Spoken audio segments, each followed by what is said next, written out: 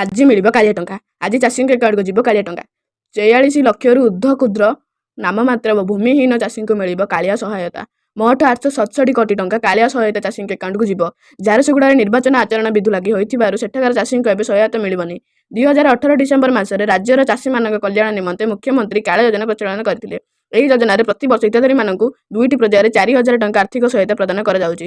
ରାଜ୍ୟରେ ବଜେଟରେ ଏଥିପାଇଁ ସ୍ୱତନ୍ତ୍ର ବ୍ୟୟ ବରାଦ କରାଯାଇଛି। ରାଜ୍ୟରେ 14 ଲକ୍ଷ ଭୂମିହୀନ କୃଷି ଶ୍ରମିକ ଓ 53 ଲକ୍ଷ ଚାଷୀଙ୍କୁ ଆର୍ଥିକ ସହାୟତା ପ୍ରଦାନ ପାଇଁ ଯୋଜନା ହୋଇଛି। ଏହି ଅର୍ଥରାଶି ସିଧାସଳଖ ହିତାଧିକାରୀଙ୍କ ବ୍ୟାଙ୍କ ଖାତାରେ ଜମା କରାଯାଉଛି। ରାଜ୍ୟ ସରକାରଙ୍କ ପକ୍ଷରୁ ଆରମ୍ଭ ହୋଇଥିବା କାଳିଆ ଯୋଜନାରେ ପ୍ରଥମେ 2ଟି କିସ୍ତିରେ 5,000 ଲେଖାଏଁ ବାର୍ଷିକ 10,000 ଟଙ୍କା ଦିଆଯାଇଥିଲା, କିନ୍ତୁ ପରବର୍ତ୍ତୀ ସମୟରେ ଏହାକୁ 2ଟି କିସ୍ତିରେ 2,000 କରି ବାର୍ଷିକ 4,000କୁ ହ୍ରାସ କରାଯାଇଥିଲା।